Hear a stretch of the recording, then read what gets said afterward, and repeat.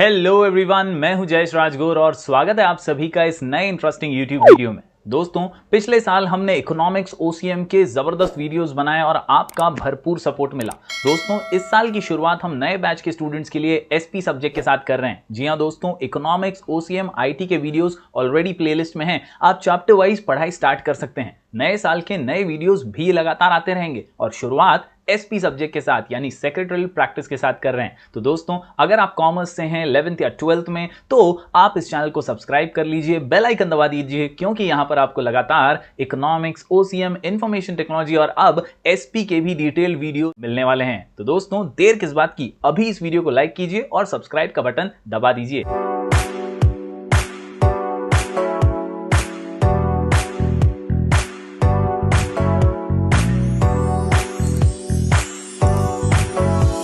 तो दोस्तों, जब बात आती है एसपी सब्जेक्ट की, तो कई बार कई स्टूडेंट्स सिर्फ मैथ से बचने के लिए इसे चूज कर लेते हैं। लेकिन दोस्तों, ऐसा नहीं है। एसपी सब्जेक्ट बहुत नॉलेज ओरिएंटेड है और कहीं ना कहीं इस सब्जेक्ट के जरिए आपको shares, debentures, equity, preference shares, कहीं ना कहीं आपको stock market, share market, capital market जैसी कई जानकारियां ये सब्जेक्ट प्रोवाइड करवाता है। सेक्रेटरियल प्रैक्टिस एक ऐसा सब्जेक्ट है जो आपके परसेंटेज को बूस्ट करने में भी मदद प्रोवाइड करता है और इसीलिए दोस्तों, एसपी सब्जेक्ट से हम इस साल के नए बैच की शुरुआत कर रहे हैं। दोस्तों, जिन्होंने भी एसपी सब्जेक्ट लिया है उन तक इस वीडियो को जरूर पहुंचाइएगा। दोस्तों, आज हम स्टार्ट कर रहे हैं chapter number 1, introduction to corporate finance के साथ। दोस्तों, नाम में ही दो इंपॉर्टेंट शब्द छुपे हुए हैं, कॉर्पोरेट फाइनेंस, जहां पर आप समझ सकते हैं दोस्तों, बड़ी कंपनीज, जॉइंट स्टॉक कंपनीज के बारे में आपने 11th में सुना है। इन्हीं कंपनीज को हम कॉर्पोरेट हाउसेस कहते हैं और इन्हीं के फाइनेंस का हम इस चैप्टर में विवरण करने वाले हैं, उन्हें समझने वाले हैं। जी हां दोस्तों, corporate finance is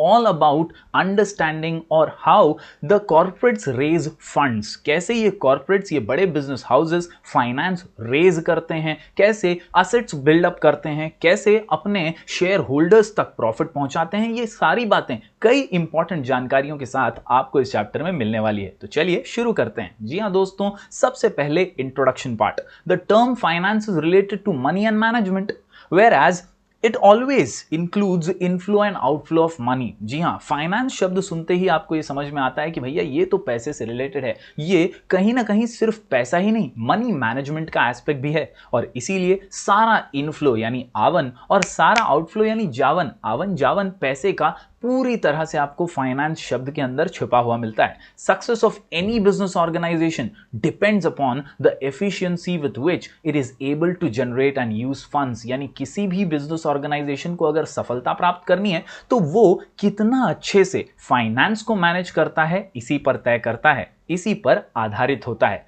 Henry Ford कहते हैं, मनी इज एन आर्म और लेग, यूज इट और लूज इट। बहुत ही अहम बात कही है दोस्तों। अगर पैसे को आप संभालोगे, पैसे को आप अच्छे से यूटिलाइज करोगे, अगर उसे अच्छे से मैनेज करोगे, तो आपका बिजनेस फलेगा, फूलेगा और आपके सभी शेयर होल्डर्स को प्रॉफिट भी बना कर देगा। This statement clearly brings out the significance of finance for the success of business. उम्मीद करता हूं दोस्तों, यह इंट्रोडक्शन थोड़ी सी रोशनी डालेगा फाइनेंस शब्द के ऊपर। दोस्तों, बात करें अब कॉर्पोरेट फाइनेंस की, तो जैसा कि मैंने आपको शुरुआत में ही बताया, कॉर्पोरेट यानी बड़े business houses, joint stock companies की तरह, और वहीं यहां पर फाइनेंस तो हम समझ ही चुके हैं, पैसा और उसका मैनेजमेंट। तो कॉर्पोरेट और फाइनेंस ये जब दोनों मिल जाते हैं तो समझने वाली बात है कि बड़े कंपनीज के फाइनेंशियल मैनेजमेंट के बारे में बात होने वाली है। जी हां, corporate finance deals with the raising and using of finance by a corporation. It deals with financing the activities of the corporation, capital structuring and making investment decisions. यानी सिर्फ और सिर्फ पैसा और उसका मैनेजमेंट नहीं, उसका सही उपयोग, उसका सही दिशा में उपयोग, उसको सही डायरेक्शन में इन्वेस्ट करना, कैपिटल स्ट्रक्चरिंग करना, असेट्स को बढ़ाना, बिजनेस को वॉल्यूम वाइज इंक्रीज करना और मुनाफा बढ़ाना। जी हां, ये सारी चीजें यानी ये सभी फाइनेंशियल डिसीजंस इस शब्द में जुड़े हुए हैं। दोस्तों, मीनिंग और डेफिनेशन की बात करें तो हेनरी हॉगलैंड का डेफिनेशन बहुत पॉपुलर है और आपको ये बोर्ड एग्जाम में अच्छे से प्रेजेंट भी करना है। जी हां, Henry Hoagland expresses the view that corporate finance deals primarily with the acquisition and use of capital by business corporation. यानी हेनरी हॉगलैंड ने दो इंपॉर्टेंट एस्पेक्ट्स पर जोर देकर अपना ओपिनियन एक्सप्रेस किया है। वो कहते हैं कि भैया कॉर्पोरेट फाइनेंस जो है ना, वो स्पेसिफिकली यानी प्राइमरीली सबसे पहले किन चीजों में डील करता है, तो दो चीजों में, यानी एक्विजिशन करने में और कैपिटल जो बिजनेस कॉर्पोरेशन ने बनाया है उससे एक्वायर करने में और फंड्स रेज करने में डील करता है। जी हाँ, यानी पैसा बनाओ और उसी पैसे से और पैसा बनाओ। जी हाँ, the term corporate finance also includes financial planning, लेकिन ये टर्म तो ब्रॉडर टर्म है, इसमें सिर्फ रेज कैपिटल नहीं, इसमें फाइनेंशियल प्लानिंग भी छुपी हुई है। ये एक वाइडर कॉन्सेप्ट है दोस्तों। यस, इसके अंदर हम कैपिटल मार्केट पढ़ते हैं, शेयर मार्केट पढ़ते हैं, हम पढ़ते हैं मनी मार्केट के बारे में। It also covers capital formation and foreign capital also, यानी एक ही टर्म के अंदर कितनी सारी चीजें छुपी हुई हैं, और वही हम इस चैप्टर में कवर करने वाले हैं। तो उम्मीद करता हूं दोस्तों कॉर्पोरेट फाइनेंस का मीनिंग आप समझ पाए होंगे। दोस्तों याद रखिए, कॉर्पोरेट फाइनेंस जो है ये हमेशा से ही दो बुनियादों पे यानी दो अहम पिलर्स के ऊपर टिका हुआ है। हाँ, अक्सर फाइनेंस मैनेजर जो होता है वो इन दोनों डिसीजंस के आधार पर ही कॉर्पोरेट फाइनेंस का यूटिलाइजेशन तय करता है। जी हाँ दोस्तों, ये दो डिसीजंस हैं, फाइनेंसिंग डिसीजंस और इन्वेस्टमेंट डिसीजंस। दोस्तों समझ लेते हैं इन्हें बारीकी से, डिटेल में। जी हाँ, the following two decisions are the basis of corporate finance. सबसे पहला है फाइनेंसिंग डिसीजन। याद रखिए दोस्तों, यहां पर जो फाइनेंस मैनेजर है वो अक्सर ये तय करता है या डिसाइड करता है या ऑब्जर्व करता है कि भैया कंपनी कैसे फंड्स को रेज करेगी, कैसे लाएगी पैसा। फिर वो शेयर होल्डर्स को शेयर बेचकर हो, लोन लेकर के हो, पैसे आने के सोर्सेस रेज करेगी। जी हाँ दोस्तों, फाइनेंसिंग डिसीजन में याद रखिए रेजिंग फंड्स, याद रखिए raising funds. The business firm has access to capital market to fulfil its financial needs, यानी अपनी जरूरतों को पूरा करने के लिए, अपनी फाइनेंशियल जरूरतों को पूरा करने के लिए कैपिटल मार्केट का एक्सेस होता है और वहीं से फंड्स रेज किए जा सकते हैं। फिर वो इक्विटी के माध्यम से हो, डेट के माध्यम से हो, अलग अलग कैपिटल सोर्सेज जमा करके पैसे जमा करने का काम यहां पर फाइनेंसिंग डिसीजन में फाइनेंस मैनेजर करता है। The finance manager ensures that the firm is well capitalised, that is they have right amount of capital and that the firm has right combination of debt and equity, यानी सब कुछ सटीक और perfect होना चाहिए। इसकी खातरी जो है वो फाइनेंस मैनेजर रखता है from the basis of financing decision. बढ़ते हैं दोस्तों अगले इंपॉर्टेंट और महत्वपूर्ण पिलर की ओर, ये है हमारा इन्वेस्टमेंट डिसीजन। यहां पर दोस्तों कैपिटल के बारे में बारीकी से फाइनेंस मैनेजर सोचता है, समझता है। यहां पर वो ध्यान रखता है कि भैया पर्याप्त कॉस्ट ऑफ कैपिटल है भी या नहीं, और वो हो जाने के बाद वो ये तय करता है कि फर्म अब क्या डिप्लॉय कर सकता है, इन फंड्स को कहां यूटिलाइज किया जा सकता है, जिससे हमारे जो शेयर होल्डर्स हैं उनको ज्यादा रिटर्न्स मिल सके, उन्हें ज्यादा मुनाफा मिल सके, इंटरेस्ट मिल सके, डिविडेंड मिल सके, एक्सेट्रा। तो once the business firm has gained access to capital, the finance manager has to take decision regarding the use of funds, यानी पैसे आ गए अब उसको यूज कैसे करना है बिना वेस्ट किए, ये सोचना इन्वेस्टमेंट डिसीजन में आता है। जी हाँ, in a systematic so that it will bring maximum return for its owners। तो उम्मीद करता हूं दोस्तों ये बेसिक पिलर्स जो हैं कॉर्पोरेट फाइनेंस के, ये भी आपके दिमाग में जा रहे होंगे। जी हां दोस्तों, फाइनेंस मैनेजर के दो इंपॉर्टेंट डिसीजंस, पहला फाइनेंसिंग डिसीजन और दूसरा इन्वेस्टमेंट डिसीजन। चलिए दोस्तों अब समझते हैं एक इंपॉर्टेंट आंसर बोर्ड एग्जाम के लिहाज से, जिसका नाम है इंपॉर्टेंस ऑफ कॉर्पोरेट फाइनेंस।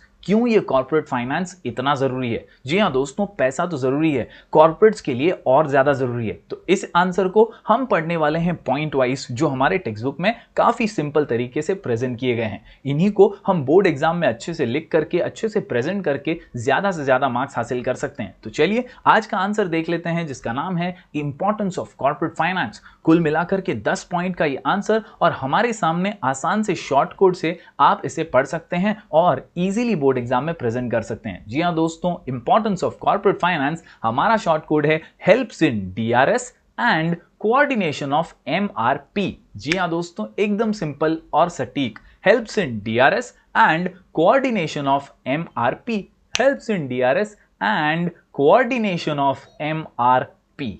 तो दोस्तों ये helps in DRS and coordination of MRP है क्या? जी हां दोस्तों, पॉइंट वाइज समझने की कोशिश कीजिए। Helps in D for decision making, R से raising capital for a project, R से ही रिसर्च एंड डेवलपमेंट, एस से smooth running of business, DRS। इसके अलावा कोऑर्डिनेशन ऑफ एक्टिविटीज। इसके बाद MRP में याद रखिए manages risk, replaces old assets, और P से 3 पॉइंट्स है दोस्तों, promotes expansion and diversification, payment of dividend, और आखिर में पेमेंट ऑफ टैक्सेस। उम्मीद करता हूं दोस्तों ये पॉइंट्स आपके समझ में आ रहे होंगे। जरूर नोट डाउन कर लीजिएगा, लिख करके इसकी प्रैक्टिस कीजिएगा। अब चलिए बारीकी से हर पॉइंट को देख लेते हैं। दोस्तों 10 पॉइंट्स हैं, लेकिन काफी छोटे से, आराम से समझने लायक, और इजीली आप इसे पढ़ पाएंगे। चलिए बारीकी से नजर डालते हैं। सबसे पहले हेल्प्स इन डिसीजन मेकिंग। जी हाँ दोस्तों, आपके पास पैसा है, कॉर्पोरेट फाइनेंस आपके पास आ चुका है, तो आप सही निर्णय ले पाएंगे, अच्छा निर्णय ले पाएंगे, डिसीजंस लेने की क्षमता आपके अंदर बढ़ जाएगी। एज अ फाइनेंस मैनेजर अगर आपके पास कम पैसे हैं तो डिसीजन लेने में हिचकिचाया जाएगा, आप कहीं ना कहीं अटकेंगे, कहीं ना कहीं सोचेंगे, 10 बार सोचना पड़ेगा खर्च करने से पहले। लेकिन अगर कॉर्पोरेट फाइनेंस आपने इकट्ठा कर लिया है तो दोस्तों आपको डिसीजंस लेने में काफी मजबूती मिलेगी। याद रखिए, most of the important decision of business enterprise are determined on the basis of availability of funds, यानी कितना पैसा आपके पास है, इसी के आधार पर तो आप खर्च करेंगे, डिसीजन लेंगे। It is difficult to perform any function of business enterprise independently without finance, यानी बिना पैसे के तो आप कोई भी निर्णय नहीं ले पाएंगे। Every decision in business is needed to be taken keeping in view of its impact on profitability। हर निर्णय ये सोच कर लेना पड़ता है कि भैया इससे प्रॉफिट पे तो कोई असर नहीं पड़ेगा, इससे प्रॉफिट कम तो नहीं हो जाएगा। ये सारी बातें सोच करके ही आपको निर्णय लेना होता है। और ऐसे में अगर आपके पास पर्याप्त फाइनेंस है तो आप कॉन्फिडेंटली, मजे से, अच्छे से, स्ट्रांगली डिसीजंस ले पाएंगे। Thus corporate finance plays significant role in decision making। उम्मीद करता हूं दोस्तों पहला आसान सा पॉइंट आप समझ पाए होंगे, निर्णय लेने में मदद करता है। बढ़ते हैं दोस्तों दूसरे पॉइंट की ओर। DRS में R से raising capital for a project, यानी कंपनी अच्छी है, पहले से अच्छी चल रही थी, अब कोई नया प्रोजेक्ट डालने वाली है, कोई नया प्रोजेक्ट शुरू करने वाली है, ऐसे में उसे और कैपिटल की जरूरत पड़ेगी, और पैसे लगेंगे, और फाइनेंस लगेगा दोस्तों। और इस काम में कॉर्पोरेट फाइनेंस ही तो मदद करेगा, और इसीलिए इट इज इंपॉर्टेंट। याद रखिए क्वेश्चन का नाम है importance of corporate finance. Whenever a business firm wants to start a new venture, it needs to raise capital. Business firm can raise funds by issuing shares, debentures, bonds, और even by taking loans from banks। यानी इन अलग अलग जरियों से वो raise कर सकते हैं capital एक पर्टिकुलर प्रोजेक्ट के लिए। बढ़ते हैं दोस्तों आगे। DRS में दूसरा आर है रिसर्च एंड डेवलपमेंट। ये एक बहुत अहम पॉइंट है दोस्तों। कई बड़ी बड़ी कंपनियां रिसर्च पर बहुत पैसा खर्चा करती हैं। जी हाँ दोस्तों, किसी भी नई चीज को करने के लिए आपको प्रॉपर रिसर्च की जरूरत होती है। अगर आपको मार्केट में टिके रहना है तो नई नई चीजें तो करती रहनी पड़ेंगी, आपको नई चीजें लॉन्च करनी पड़ेगी। एज अ कॉर्पोरेट, एक बड़े बिजनेस हाउस के तौर पर आपको रिसर्च एंड डेवलपमेंट पे भी खर्च करना पड़ेगा, तभी तो आप नई टेक्नोलॉजी अपना पाएंगे, नई चीजें मार्केट में लॉन्च कर पाएंगे, नई चीजें लोगों को दे पाएंगे। और इसीलिए हर बड़ा कॉर्पोरेट हाउस रिसर्च और डेवलपमेंट में भी खर्चा करता है। और दोस्तों अगर आपके पास कॉर्पोरेट फाइनेंस है, आपने कैपिटल रेज किया है, तो आपके लिए रिसर्च और डेवलपमेंट करना आसान हो जाएगा। और इसीलिए इस आंसर में कहा गया है corporate finance helps in research and development. Many a time company has to upgrade its old product or develop a new product to attract the customers. For this, company has to conduct survey, market analysis, etc., which again requires financial support। यानी पैसा तो लगेगा ना boss, और ये जो पैसे हैं ये कॉर्पोरेट फाइनेंस होगा तभी तो आएंगे। यस, अगले पॉइंट की ओर जाते हैं दोस्तों। DRS में S for smooth running of business firm. Business को अच्छे से चलाना है, इस नाव को डूबने से बचाना है, तो याद रखिए पैसा होना जरूरी है। बिजनेस फर्म सही से नहीं चलेगा अगर फाइनेंस नहीं होगा, क्योंकि फाइनेंस तो बैकबोन है, रीढ़ की हड्डी है बिजनेस की। A smooth flow of corporate finance is needed so that salaries of employees are paid on time, loans are cleared on time, raw material is purchased whenever required. यानी इन सभी छोटी बड़ी जरूरतों को पूरा करने के लिए फाइनेंस तो लगेगा, और बिजनेस तभी ही स्मूथ रन पर कर पाएगा। यस, सेल्स प्रमोशन करना हो of existing products is carried out smoothly and new products can be launched effectively only if finance is there. अगर फाइनेंस मौजूद है तभी ये सारे खर्चे हम कर पाएंगे और बिजनेस को स्मूथली बिना रुकावटों के चला पाएंगे। तो उम्मीद करता हूं दोस्तों DRS आप समझ पाए होंगे। आसान से पॉइंट है, decision making, raising capital, research and development और स्मूथ रनिंग ऑफ बिजनेस। चलिए दोस्तों बढ़ते हैं आगे। Coordination of MRP। जी हाँ दोस्तों, कोऑर्डिनेशन बिटवीन वेरियस एक्टिविटीज, यानी तालमेल होना बहुत जरूरी है। जी हाँ, अगर तालमेल ही नहीं होगा, मिसमैच हो जाएगा और ऑर्गेनाइजेशन सही से चल नहीं पाएगा, कॉर्पोरेट जो है वो डगमगा जाएंगे। Corporate finance plays a significant role in control and coordination of all the activities in an organisation. जितनी भी एक्टिविटीज हैं, फिर वो प्रोडक्शन हो या डिस्ट्रीब्यूशन हो, हर एक्टिविटी में कोऑर्डिनेशन लाना है तो आपको पैसे की जरूरत पड़ेगी। जी हाँ दोस्तों, for example production will suffer if finance department does not provide adequate finance for the purchase of raw materials and meeting other day to day financial requirements for smooth running of production unit. यानी production वाले department को finance वाले department से time to time पैसे नहीं मिले raw materials खरीदने के लिए या ट्रांसपोर्टेशन वगैरह के लिए या किसी भी अन्य चीज के लिए, तो प्रोडक्शन यूनिट तो स्लो हो जाएगी, अटक जाएगा काम। ऐसे में कोऑर्डिनेशन टूट जाएगा और ऑर्गेनाइजेशन पीछे छूट जाएगा। याद रखिए दोस्तों, thus efficiency of every department depends upon the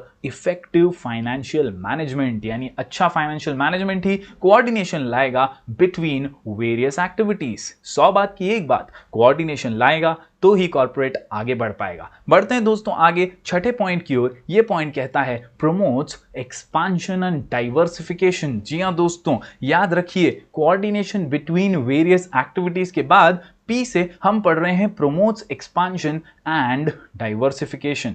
जी हाँ दोस्तों, modern machines and modern techniques are required for expansion and diversification. Corporate finance provides money to purchase modern machines and technologies. याद रखिए दोस्तों, जब आपके पास पैसे होंगे तो आप एक्सपांशन की सोच पाएंगे, एक कंपनी के अलावा दूसरी कंपनी के बारे में सोच पाएंगे, कहीं ना कहीं डाइवर्सिफाई कर पाएंगे, जो प्रोडक्ट अभी बना रहे हैं उससे अलग कुछ बनाने की सोच पाएंगे। ये सब तभी मुमकिन होगा जब आपके पास फाइनेंस होगा। Modern machines and modern techniques are required for expansion and diversification. नई नई मशीनें खरीद पाएंगे, इन मशीनों से नए नए प्रोडक्ट्स बना पाएंगे। Corporate finance provides money to purchase modern machines and technologies. Therefore, finance becomes mandatory for expansion and diversification of a company। उम्मीद करता हूं दोस्तों ये पॉइंट आसान से आपको समझ आ गया होगा। अगर आगे बढ़ना है तो पैसे जुटाने पड़ेंगे। जी हाँ दोस्तों, बढ़ते हैं आगे। MRP बहुत ही सिंपल और छोटे छोटे पॉइंट्स हैं। MRP में पहले तो मैनेजेस रिस्क, पैसा होगा तो रिस्क जो है वो मैनेज हो पाएगा, आप इंश्योरेंस ले पाएंगे, कहीं ना कहीं रिस्क को घटा पाएंगे। देखिए बिजनेस से कभी रिस्क जाता नहीं है, लेकिन जरूर उसे मैनेज किया जा सकता है। Company has to manage several risk such as sudden fall in sales, loss due to natural calamity, loss due to strikes. कई उतार चढ़ाव आते रहते हैं, इन सभी रिस्क को मैनेज करना है तो भी पैसा चाहिए boss. Yes, company needs financial aid to manage such risk. बढ़ते हैं दोस्तों आगे। आर से रिप्लेस ओल्ड असेट्स।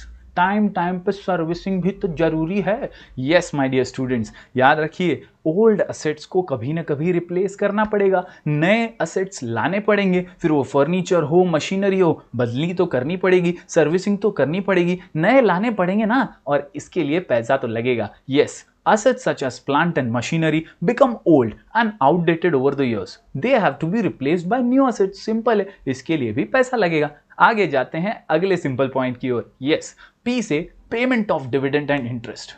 भाई पैसा उधार लिया है, आपने डेट रेज किया है, उसको चुकाना तो पड़ेगा ना। यस, उसे लौटाना तो पड़ेगा ना, और इसी को कहते हैं payment of dividend and interest. यानी आपके शेयर होल्डर्स को, आपके डिबेंचर होल्डर्स को, या आपने जिससे कर्जा लिया है उन क्रेडिटर्स को, उन बैंक वालों को पैसा चुकाना है। ये भी बहुत जरूरी है और वो तब हो पाएगा जब आपके पास कॉर्पोरेट फाइनेंस है। बढ़ते हैं दोस्तों आखिरी पॉइंट की ओर, payment of taxes and fees. जी हाँ, सरकार को टैक्स देना जरूरी है। कहीं ना कहीं अलग अलग फीस जो है इस काम में हमें भरनी पड़ती है। फिर वो आप प्रमोशन फीस कह लें, या कंसल्टेंसी फीस कह लें, या रजिस्ट्रार ऑफ कंपनीज की फीस कह लें, अलग अलग टाइप की फीस जो है वो आपको पे करनी पड़ती है, और वो भी तभी पे कर पाएंगे जब कांस्टेंट फ्लो ऑफ फाइनेंस है। यस, कंपनी हैज टू पे taxes to government such as income tax, goods and service tax and fees to registrar of companies on various occasion। यानी अलग अलग समय समय पर स्मूथ रनिंग ऑफ बिजनेस के लिए